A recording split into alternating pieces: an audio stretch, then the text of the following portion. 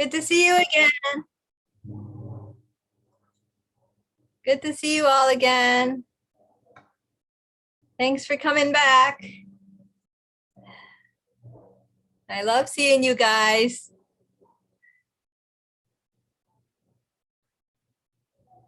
Oh my goodness. And the cameras are on, and I love that too. Great. Great to see all the cameras on and all the happy faces, all the eager faces. There we go.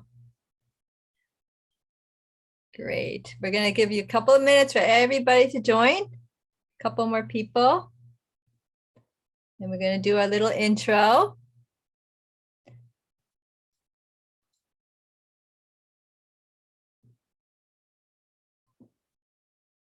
Great. And if you guys are the caregiver participants, you know the drill, right? Type your name in the chat box, right? And everybody in the room with you, because that will help us keep attendance and keep everything straight, keep track.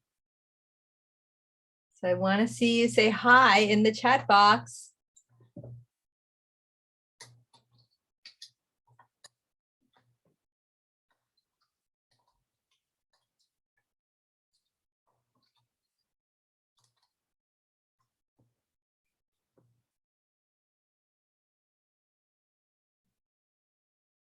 Oh, great. Great. Everybody, all the chats are coming in. I love it. Good to see you.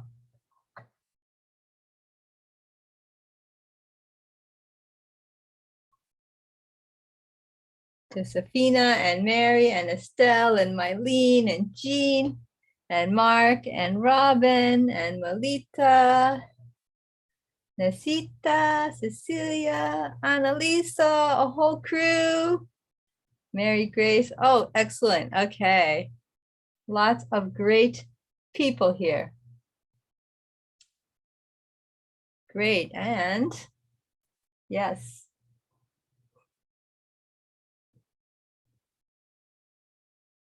Right, and make sure all the names of the people in the room with you watching the same screen. That would be awesome. Thank you. And Gloria is raising her hand. I wonder why. Is she just saying hi? Make sure you type your name in the box. Oh, your name is also in the box. That's great.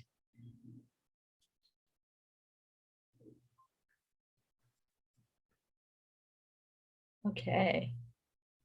And oh my gosh, I have so many people on the camera. That's awesome. Okay. Great.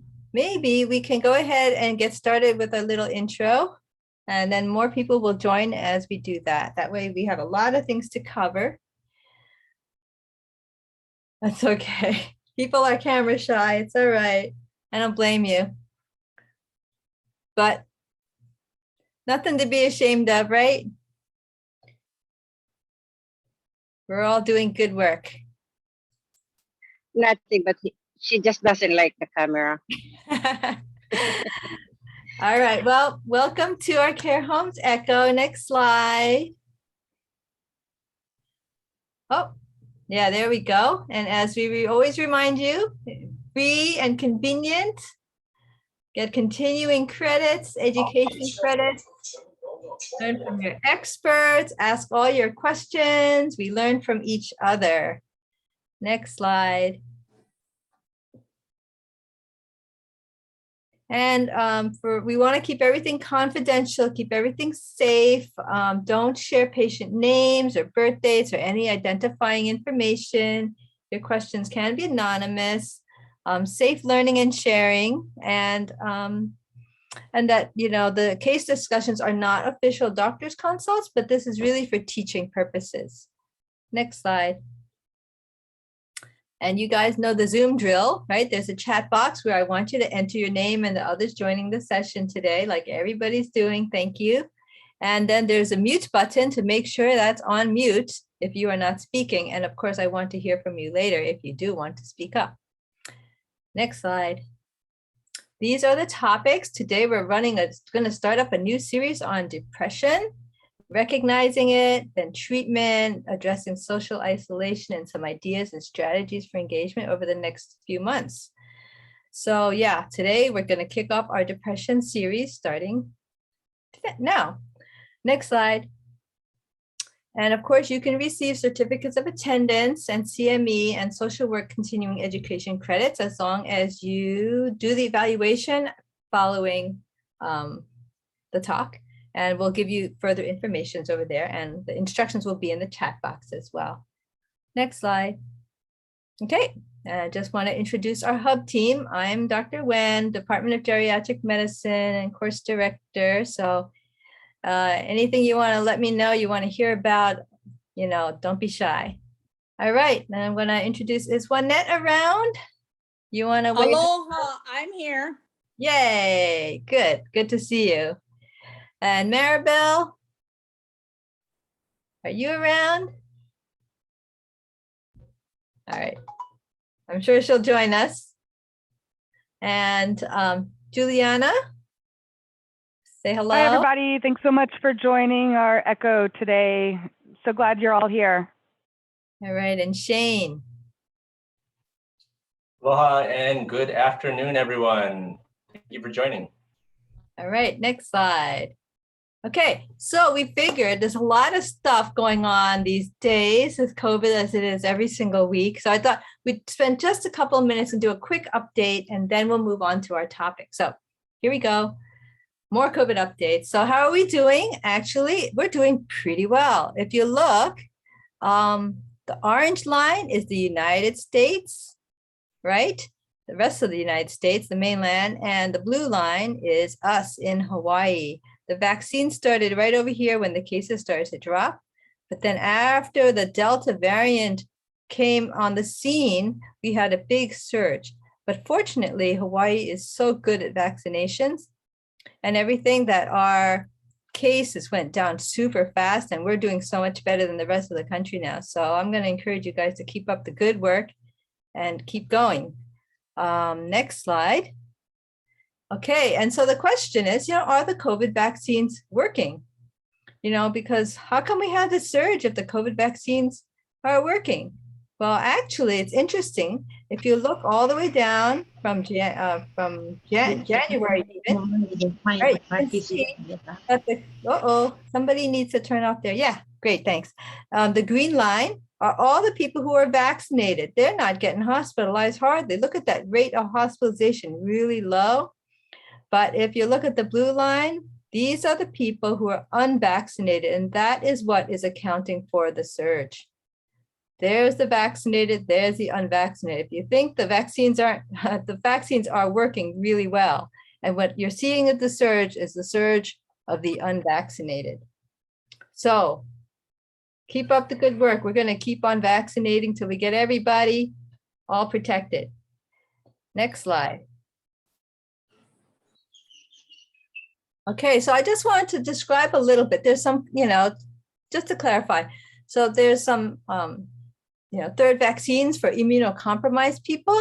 And, just to clarify, who are the immunocompromised people? These are people whose immune system aren't as effective with fighting any virus or bacteria. And those are people with immunodeficiency diseases like HIV, people with blood cancers like leukemia, people who are cancer patients who are getting treatment like chemotherapy, people who are receiving organ transplant patients like the kidney transplants, the liver transplants, things like that.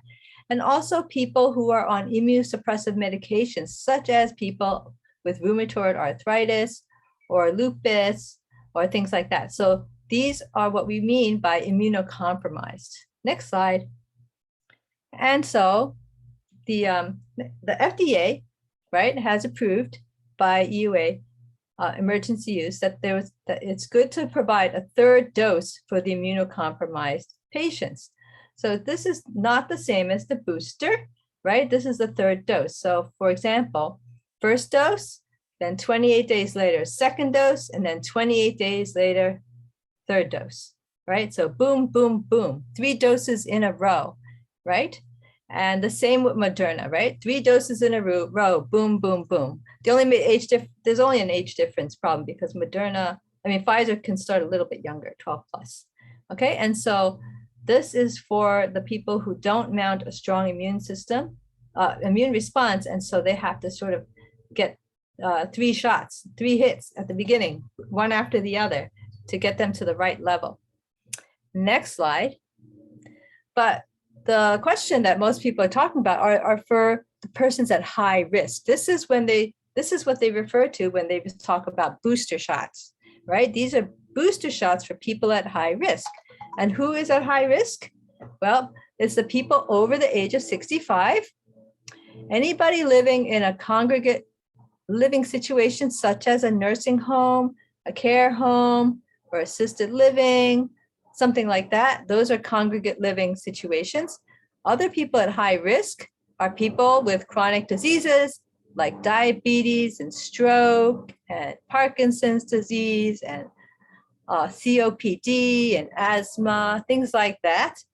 And then the other high risk people are people who work at the front lines in healthcare, emergency medical, things like police, fire department, those guys. These are all kind of high risk population. And so there's a different immunization schedule for them. Next slide. And this is the vaccine 3rd booster shot that everybody's been talking about in the news. And that's for high risk persons. So what they're saying, and actually as of yesterday, right, the FDA approved having the 3rd booster shot for high risk persons for all three vaccines in the US, the Pfizer, Moderna, and the Johnson & Johnson.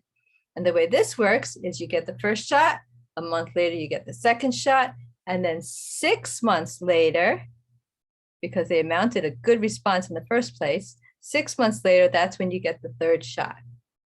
The same with Moderna, first shot, a month later, second shot, and the 3rd shot 6 months later. The difference with Moderna is that 3rd shot is actually half the dose. It's a lower dose, right? And then the Johnson & Johnson is interesting because you get the first shot, which should be get you covered, but it's the second shot that happens 2 months later. All right, so the timing is a little bit different depending on which shot you got.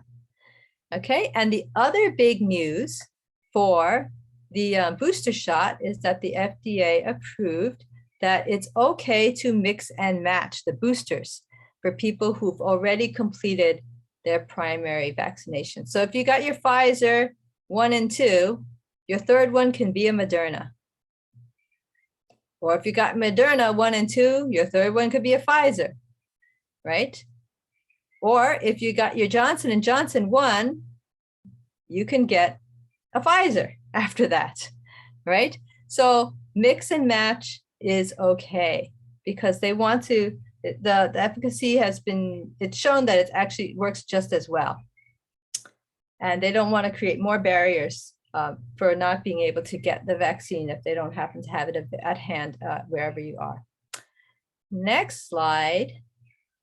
And not to mention, if you haven't noticed, it's also flu vaccine time. And you see this bottle, there's a flu shot bottle and a COVID vaccine bottle. So it's actually time for both. Next slide. Turns out, if you recall, flu viruses change every year, right? So vaccines have to be updated every year.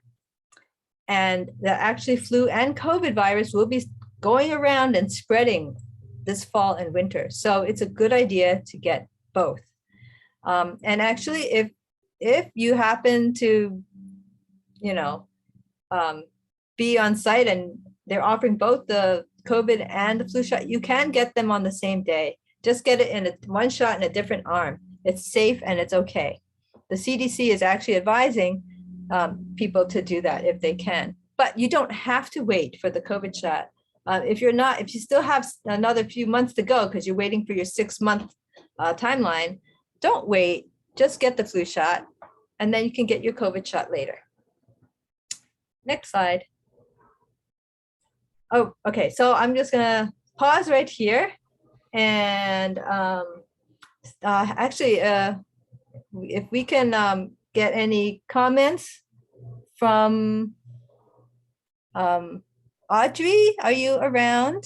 Yes, Talk I am, Dr. Wen. Where everybody can get your shots and where your Yeah. care home can get your shots. Okay, thank you, Dr. Wen. This is Audrey Suga Nakagawa from AARP, and you may have been receiving communications either from me or from Department of Human Services, through Dr. Toma and Maddie Silverman, about the fact that there's going to be efforts again to go ahead and have booster vaccinations administered to our care homes. So using the similar process that we did earlier in the year, in January, February, March, we had the local pharmacies assigned to the different areas on the islands, and they've made contact with the care homes and made an appointment to do a home visit to do the vaccination. We're going to use the same format again for the booster vaccine as well as for the flu shots. And so we had been waiting for the Moderna and Johnson & Johnson to be approved. And so now that the approval has come forward, I think things are going to get speeded up right away. You should be getting the consent forms sent to you. Either again, I believe Department of Human Services has sent that out already. If not, it will be coming again through Department of Health, OCA's office. And you need to make sure that your residents and yourself complete the consent forms, and these consent forms must be already signed in advance by the time the pharmacies actually contact you for the appointment and when they're going to be coming in. So more information is coming through. There should be a briefing. I think it's probably next week, maybe as soon as next week or so. And we will go through this details again, but just please stand by and please keep an eye out for all emails. I know Dr. Toma is in this session today. Dr. Toma, if you want to add any more information, please do so. Yeah, hi, this is Curtis Toma. Just doing a sound check first. Ida, can you hear me okay? Yes, I can. Okay, great. Yeah, so everything that Audrey just went over is correct. Same vaccination effort going to the homes, but this time for the booster, same as the one we did January, February. We did get an updated list of all the homes from OCA just about a week ago. So we should be, if you're a licensed care home, like an ARCH, CCFFH, or a DD home, then you're part of this project. Now, the pharmacies will be reaching out to you probably soon. I know they started with some of the type 2 ARCHs already. So you can expect a call from the pharmacies to schedule and send consents out. And we're thinking of starting the runs the week of November 1st. So not next week, but the following week. The consents will go out from the pharmacies also. If you have public guardian or power of attorney, then those are the ones that usually cause delays. So you might want to start getting the word out on those first. Now, there is an official letter coming out through OCA to all the homes, but we have it written up, but it was pending this official CDC approval. So probably in the next few days, it'll go out. Over. Thanks. Thank you. Question. It says, is it different from the previous? Is with a different consent form? Is that the question? There's a new consent form. Okay. There is a new consent form. So the old consent form doesn't work, right? Correct. But it's a standardized consent form acceptable by all the pharmacies. Over. All right. Any other questions? Oh, do we know which pharmacy is assigned to come to our facility? We got missed in the initial shot last January, so I had to call around who had us in their list. Yeah, so that's a good question. Now, if you're on Oahu, in general, it'll be the same pharmacy. There's some tweaking, but for over 95% of homes, it'll be the same pharmacy, same neighborhood. On the Big Island, it'll be mostly KTA pharmacy, but if you have a home on Maui or Kauai, then local pharmacies won't be getting to your homes, but you contact the local district health office, the local DOH office, and they'll work with you on the vaccination. Over. Okay, great. Any other questions on the vaccines or COVID? All right. Well, anyway, question. The vaccine card can't be loaded, on the Smart Health Card Verifier app. I don't know how that works. Does anybody know how that works? Who can chime up? Anybody been successful? When that was me that asked the question, and it needs a barcode in order to be loaded into the verifier app. Ah, But the vaccine card that was given to us by the pharmacy did not have a barcode, so it can't be loaded. oh, okay. So I asked them if they will be updating it, and they said they're still working on it. Okay. Well, I guess that's just people trying to catch up with the technology. All right, great. Well, anyway, so if there's any more questions about COVID and stuff, just type it in the chat box and we'll collect them. And hopefully at the beginning of our next session next month, I'll try to address some of those in just a couple slides before our talk, main talk. Okay, so I just wanted to start off this session talking a little bit about support and well-being, because if we're going to be taking care of all of our residents, our family, we have to also be good about taking care of ourselves. So I just want to make sure all of you are taking time out to pause and eat some honey. Just look at his face. He's really happy about that honey. But yeah, take some time out and relax. Do something good for yourself. Take care of yourself. You guys are doing a really important job, and you can't do that job well unless you also take care of yourself. So just wanted to just mention that from the get-go. All right, next slide. Okay, question for you. What is loneliness? Anybody want to chime in and throw things in the chat box? What is loneliness? What do people think it is? Look at Eeyore. He's so sad.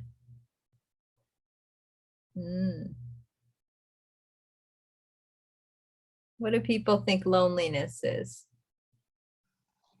Excluded. Feeling excluded. A sense of isolation was in the comment section. Another was not motivated to do anything. Yeah. Are people more lonely these days? Another comment is when I feel like doing nothing, or when I don't feel like doing anything at all. Oh, so feeling lonely makes you feel not motivated, right? Yeah.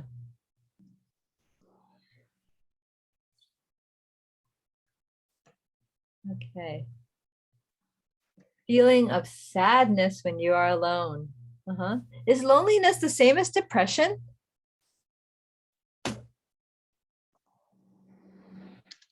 No.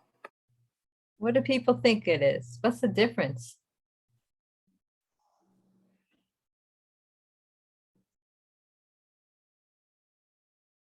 I think it's pretty much the same. Because I suffer like that when especially I'm in my menopause stage right now. It's kind of it's suddenly just like I'm so sad, like there's with nothing, there's no reason. I just like I cry like that. It's so emotional like that. And then it's really hard right now that I'm in my menopause stage, and I get burst easy. It's not easy with this kind of menopause stuff. Yeah. Yeah, I see. Because Yeah. for me, for me, it's pretty much the same, that loneliness and sad or whatever it is. It's for me right now, the way I feel, I think for me, it's the same. Yeah. Yeah. In fact, a lot of people, it does feel the same for a lot of people. A lot of people who are lonely get depressed. And then when they're Yeah. depressed, they feel more lonely. Yeah, definitely. So they're very similar, but it's not exactly the same. There are some people who like to be alone. There are some people who, they're happier, right? Not with other people, right? So it's a little bit different. Yeah, Next, that's what I do. yeah. If I get upset like that, I had to go inside my bedroom and lock my door. And I don't wanna talk to anybody. Mm. Well, we should talk a little bit about what that depression is too. Next slide, John, can we forward that? So what is loneliness? Loneliness is actually feeling sad and unhappy about being socially isolated. So socially isolated is basically, the number of contacts you have each day, on a regular basis. So if you're not having a lot of contact with people and you're just not happy about it, that's sort of what the feeling of loneliness is. Next slide. So loneliness often basically reflects how connected we feel to other people. So somebody at UCLA created this loneliness scale, and these are just some of the questions to look out for. So look out for people who look like they have nobody to talk to, or they feel as if nobody really understands, or no longer close to anyone because everybody died already, yeah, because they're 95, right? Or they have interests and ideas that are not shared by the people around them because they're not in their church group anymore, or they're not in their, whatever group, that gardening group or whatever it is, or unable to reach out and communicate to those around them. If you're the only one who's got their cognitive function, everybody else around them is demented and they can't share or communicate, that could feel lonely. Or some people find it hard to make friends, right? Or they feel like, I moved here and nobody here really knows me at all. They don't realize what kind of a person I was. They don't have any idea whatsoever. So look out for people who basically don't feel connected or aren't connected to people. Next slide. And loneliness in care homes and long-term care institutions is actually quite common. In fact, severe loneliness is at least double compared to those in the community. People live in the community tend to be less lonely. There's a good number who are lonely, but many more. 22 to 42% in care homes compared to 10% for people living in communities. But in fact, there are activities that can decrease loneliness, right? Just invite them to something, right? And being lonely, being socially isolated, puts people at risk for depression and suicidal thoughts and behaviors and cognitive decline, all kinds of things. Loneliness can lead to depression. And so that's why, when I'm hearing from you guys, is that sometimes it's hard to tell the difference, because by the time you're really far along in your loneliness, it feels like depression. And it's almost the same at that point. Yeah. Next slide. Yeah. So sometimes, have you noticed we've been super busy? So busy. Sometimes we're so busy, we don't notice that other people around us are lonely. Right? So poor Eeyore says, this is somebody said, I didn't notice you were here. He said, that's all right. Nobody ever does, right? So most people who are lonely aren't going to stand there and wave their hands and say, I'm lonely, come find me. That's not how it works. So what you need to do is you need to look for it. Look for loneliness, look for people who are lonely and reach out to them. Next slide. See, there they go. Thanks for noticing me, right? So we have to take time to make connections. And that person is, going to feel a little less lonely. And probably you're going to feel a little less lonely too. Just taking time out. Now, just a little bit, what about the COVID pandemic? Now, obviously, we all had to become physical distancing, right? Social distancing. And so the number of social contacts definitely went down by a lot and for way too long, more than we're used to. And so that puts people at risk for loneliness, right? And loneliness, as I said before, puts people at risk for depression. So, and depression is what we call a clinical diagnosis, a diagnosis made by a doctor and needs treatment and intervention in order to get out of depression. Loneliness is just one of the steps down. And hopefully, if you can intervene and do something about it before it gets worse, we can maybe prevent some depression from happening. And that's my hope, is that we need to all open our eyes, look out for each other, and reach out if we find somebody else is lonely. Not just other residents, but look out for each other. We're all so busy, but maybe we should check on, sister over there. Maybe we should check on, uncle over there. Are they feeling lonely? Reach out and make a connection. And maybe we can prevent some depression. Next slide. Okay, now we're gonna see what we can do to recognize depression. Next slide. Okay, so actually somebody did a study looking at the impact of COVID-19, right, on depression. And somebody did a study, they looked at, in Connecticut, the state of Connecticut, they looked at all the nursing home residents in 2019. I forgot it was between the months of March and August or something like that. Then the same exact time period in 2021. And what they found was that the prevalence of depression went up significantly by about 15%, and that weight loss also increased. The people stopped eating, I guess, or didn't get fed as well or something, but there was a whole ton of weight loss that occurred this year as well, likely as a result of the pandemic and the social isolation. Also some increase in incontinence and decrease in cognitive function. So yeah, if you don't stimulate your brain, it doesn't work as well, right? And people who are depressed also, brain doesn't work as well either. Okay, so that's the impact of COVID that we need to be aware of. Next slide. So yeah, so let's just talk a little bit. So depression is a clinical diagnosis which can be treated. And if it's not treated, can lead to weight loss, physical decline, right? I think somebody said you don't want to go out anymore. You're just tired. You just want to lay in bed, right? Physical decline, get weak, get more deconditioned, cognitive decline. You're not stimulating your brain. You don't think so well anymore. And these people, they have an earlier death than they would have, right? So if depression puts you at risk for all these things and for earlier death. So we really need to pay attention to that. But you know something?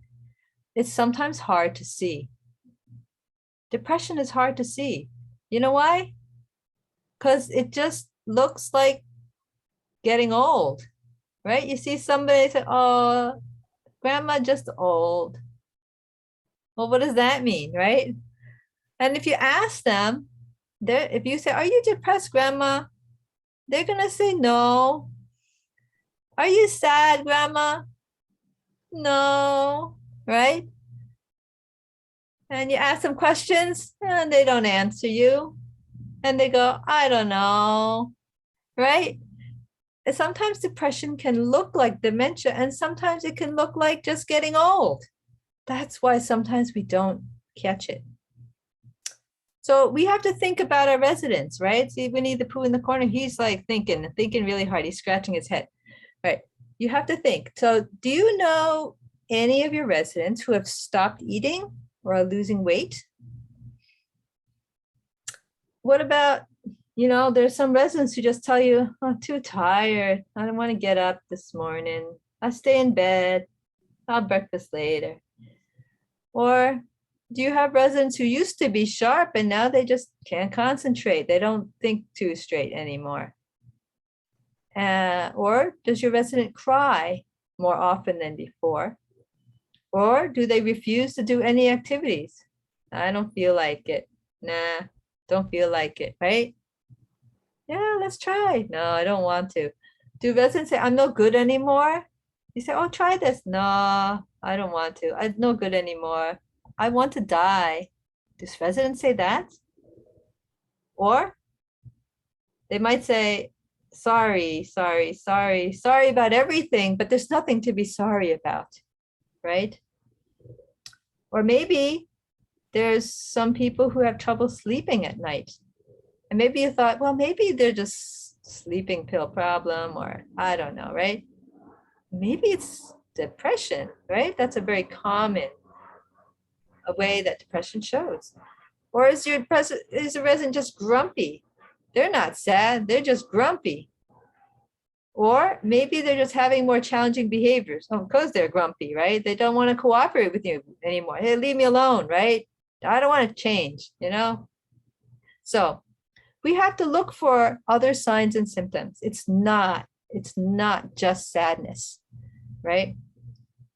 So things like sleep changes, either sleeping all the time or not too much, not interested in doing things, feeling worthless, low energy, more trouble thinking, loss of appetite, or just moving more slowly than before. They may be moving slowly, but even more slowly, or talking even slower than that, or anxious or agitated, or talking about death. And maybe you notice some of these things, but maybe you can also ask others around you. There's other people around you, if they've noticed if grandma's been looking like that and having more trouble. Have you noticed they've been eating less than before, you know? So ask other people.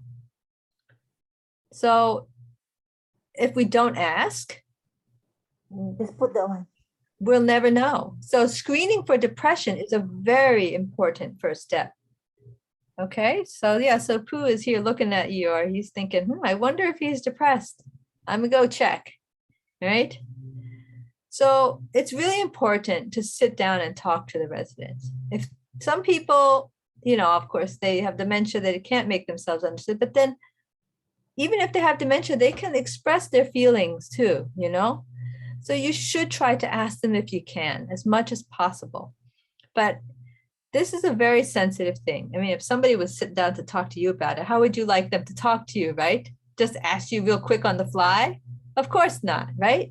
You know, sit down, sit at eye level, turn off the distractions and the TV, you know, hold their hand, look like you care, right? And maybe have a cue card on hand to help them more easily quantify the frequency, which I'll show you a little bit later. Next slide. Okay, and the other thing is, if the resident cannot answer, it's important to interview all the staff from all the shifts as much as you can to get a bigger, fuller picture on what's going on, what they're seeing. And then you should record those symptoms and the frequency. So ask each other. So the patient health questionnaire, the PHQ-2, is a really simple 2-item screening tool. All right, so the first item is about not enjoying anything. So you ask, over the last 2 weeks, have you been bothered by having little interest or pleasure in doing things? And if they say yes, figure out if it's not at all, several days, or more than half the days, or nearly every day that they feel like they don't want to do anything. Next slide. And the second question is a question about feeling down. Over the last 2 weeks, have you been bothered by feeling down, depressed, or hopeless? And the same frequency items, not at all, several days, more than half the days, or nearly every day. Next slide. So this is that cue card example. So this is how much did it bother you in? The first box is 0 to 1 days. Doesn't really bother you at all. Maybe once in a while, once in a blue moon. The other one is just several days, couple days in the last 2 weeks, right? And then the next one is half or more of the days. And then the last is nearly every day. That's like almost every day for 14 days straight, right? And those are, and then all those items these are the scores that you put down for that. 0, 1, 2, and 3. So those are the scores, so depending on their response. Next slide. Okay, so this is how the example goes, right?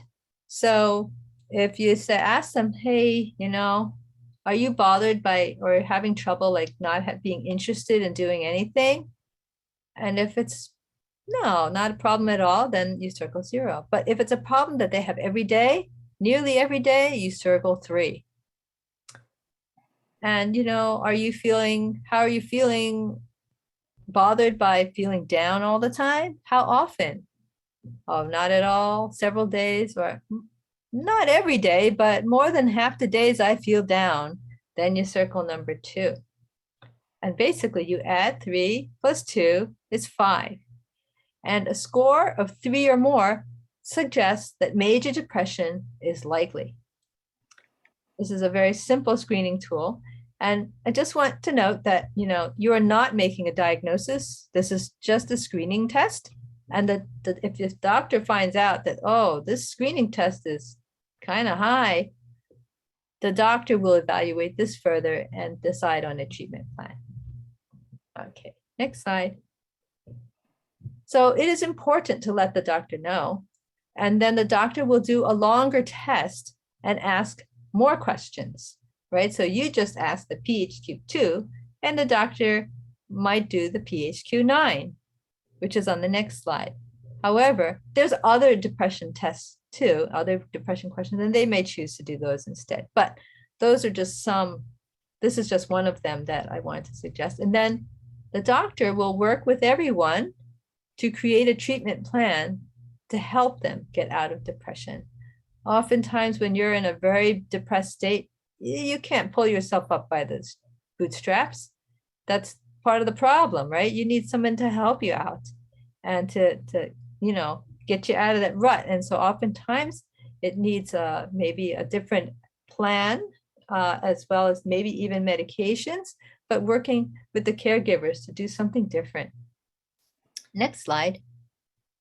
This is the PHQ-2, which, the PHQ-9, which is kind of like the PHQ-2. You see the 2 items are the same, little interest and feeling down, except there's a lot more items. But you don't have to do that. I was just wanted to show you for an example. This is something the doctor might do, something more extensive than that.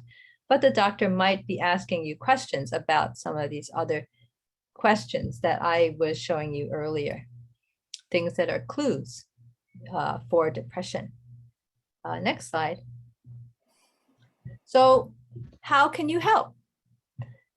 Well, first step, I think, is look for loneliness, right? And make efforts to connect with them more, because those are people who are going to be at risk for depression. And then the second thing is screening for depression screening. Sit down and talk with each of your residents, and then complete the depression screening tool, which is the PHQ-2, and then add up the scores and write it underneath the chart. And then share that with the doctor, because if the score is low, I think no need to share. But if the score is 3 or higher, I think it's important for you to share that with the doctor, and hopefully they can do something about it and work with everybody. And that's the whole idea. Next slide. And then I'm going to ask you for a very big favor, as asking you to share with our team as well. So when you are doing, what we would like to do is if you could interview all of your residents and then share with us some of the scores that your patients have.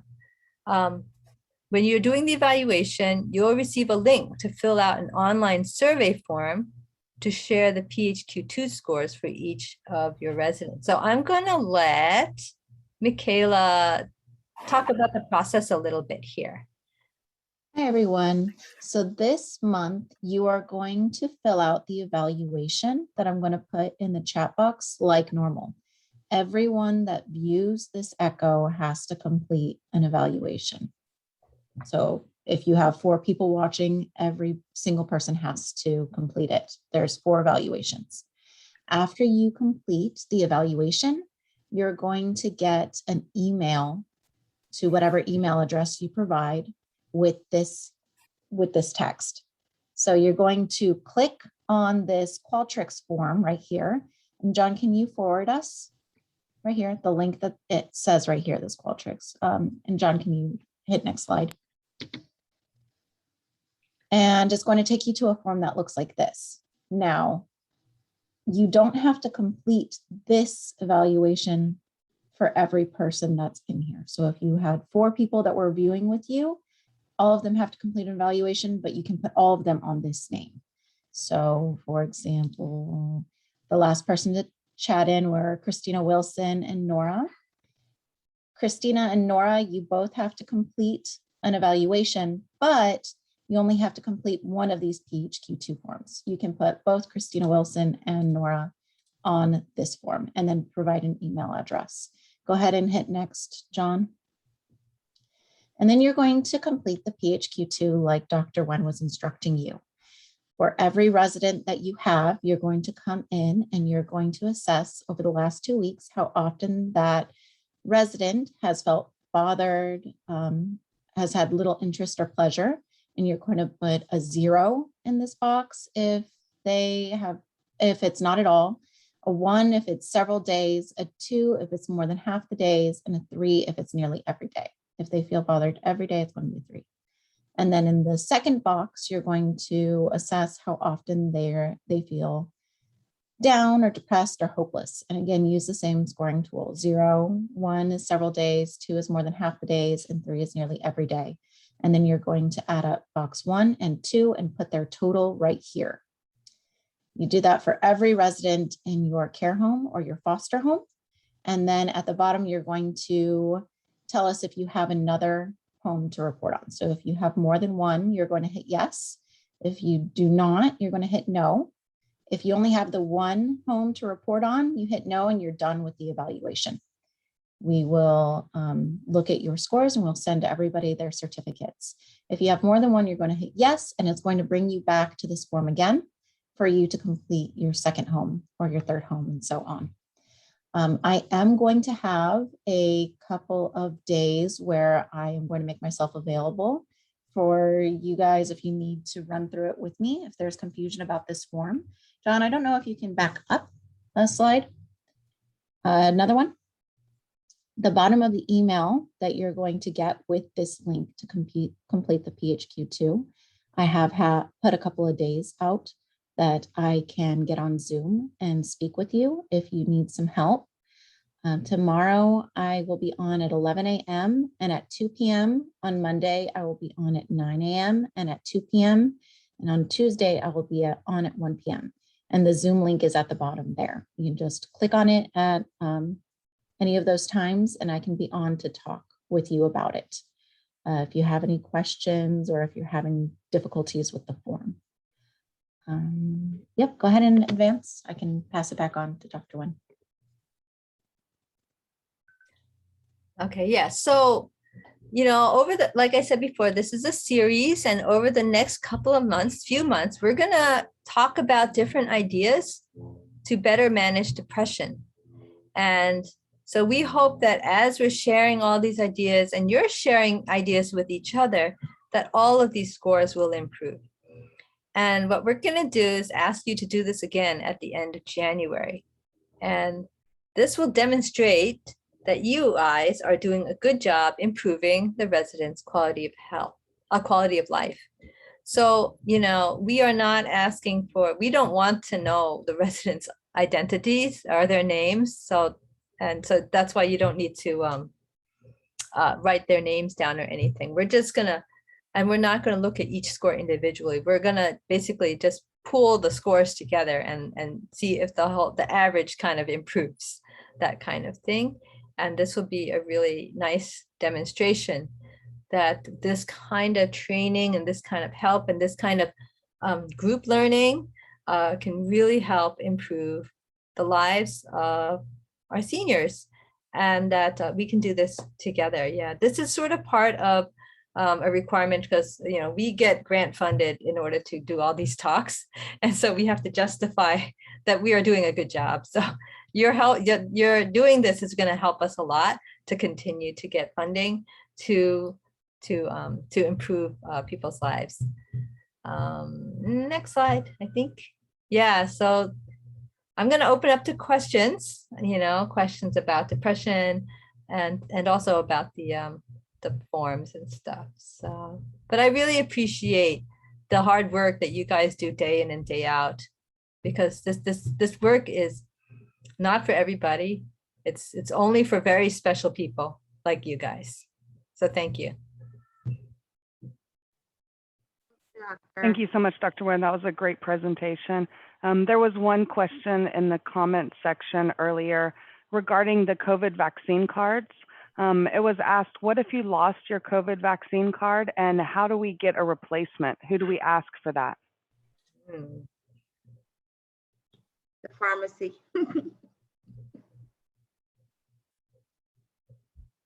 Yeah, I don't know. I would imagine it would be whoever gave you the vaccine. They probably kept a record someplace.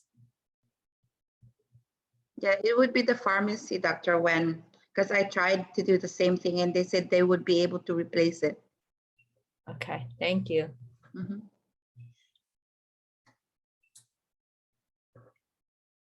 Any other questions or concerns?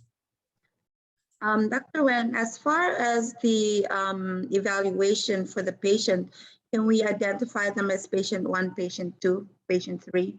You can. Okay, thank you.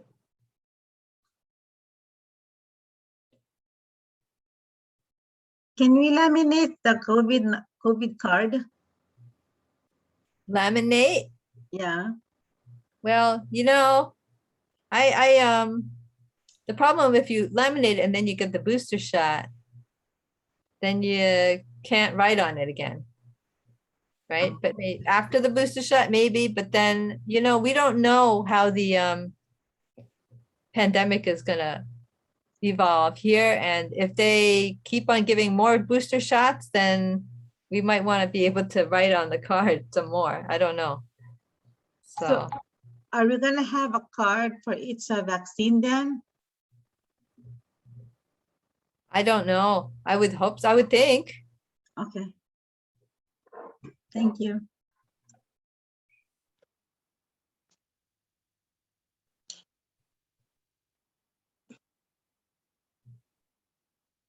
Any other questions? Are you guys doing depression screening at all in your homes? Anybody with experience doing that? I do. Only because it's in my past field before doctor. Yeah, that's it's almost the same science as checking for failure to thrive, where you know, I had a former patient before that had that and was showing that, so it was referred to specialist thereafter, and he got the services, so it's good. No, thanks for sharing. So was it hard to do? Or was it okay? No, actually, he didn't want to answer any questions, but if you look at his, sometimes his body language also show that. Just loss of interest, and if they're demented, sometimes they even forget to eat, but you cannot evaluate it and conclude that it is. So you have to really look at, you know, because you look at his baseline from how he was when you first admitted him or her, and then as it progresses, you know, as he stays with you or she stays with you, you are the better person to assess that. And as she goes or he goes along, you just have to, converse with him sometimes, take time to talk story, and then see if he wanted to do the same activities that he wanted to before, and then see where it goes. Yeah, so, we know that, we've been in the field for a while. There's also some people who don't speak English, right? And there's some people who have dementia that's pretty advanced, and you can't really ask these questions, right? Correct, yes. But, if you can, and if really you cannot, then I think the most important thing is just observe them carefully and say, look, are they having, they don't seem to enjoy anything anymore, maybe, and they don't want to do anything, and maybe they crying and stuff. So, and they're doing that every single day, I think that can count as a screening as well. Mm-hmm. Mm-hmm. And, sometimes the doctor won't actually know either, right? So, and then, so sometimes we just try an antidepressant because it can't hurt. And if you can improve their mood, then it's worth a try, right? Help them not be so miserable. True, because depression is a mood disorder. So you just have to kind of just go day by day with that patient, and then see what you can get out of it. Yeah. Thank you, doctor. It was enjoyable topic. Yeah. And so you don't actually have to know for sure if they're depressed or not. Sometimes we don't know for sure, right? I mean, medicine, nursing, right? It's an art. It's not really a science. It's very subjective in some ways, and we're just doing the best we can. And if you think that's suspicious, it might be, just let the doctor know, and the doctor may try something to see what we can do to make their quality of life better. That's where the documentation comes to play, very important. Yeah. Any other challenges that people who tried this have seen?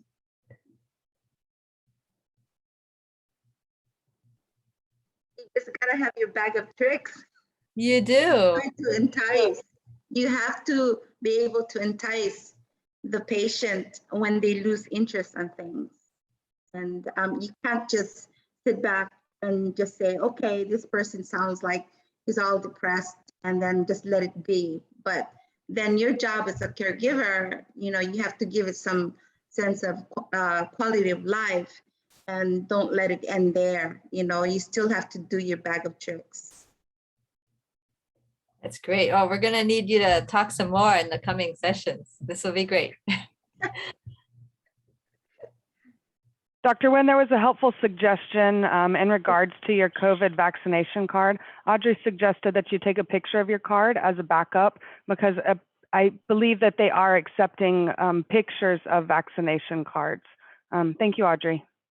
Yes, good idea. Actually, my mother-in-law did that. Yes, it worked.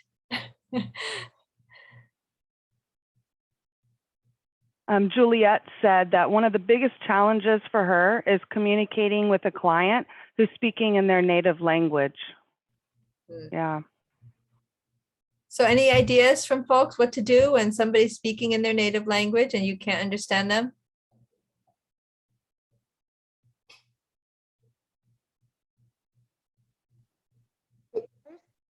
We can use the Translate app for that.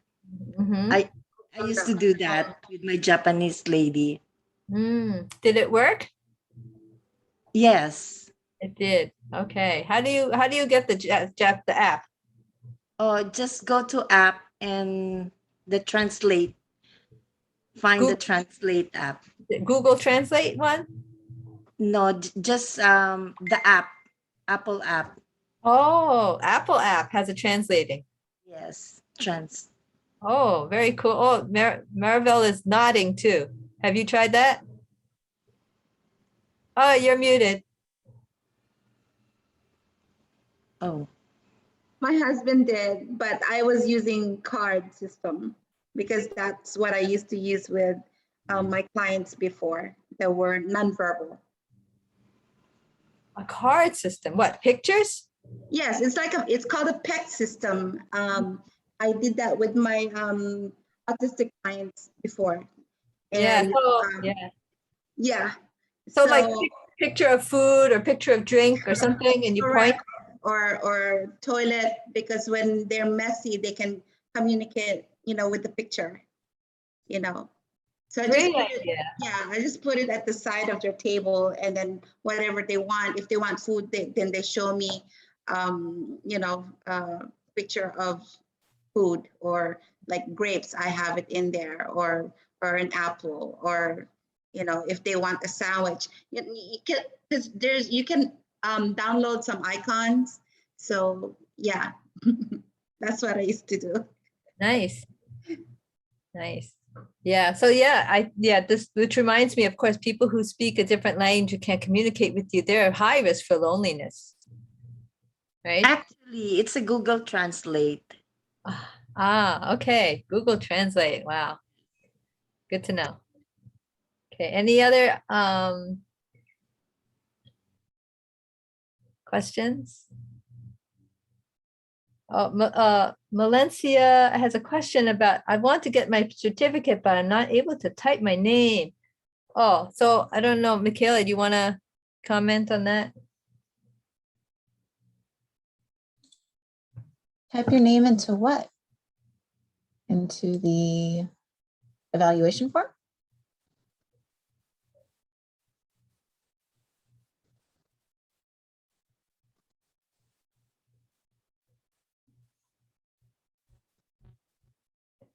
Valencia? You want to unmute and ask?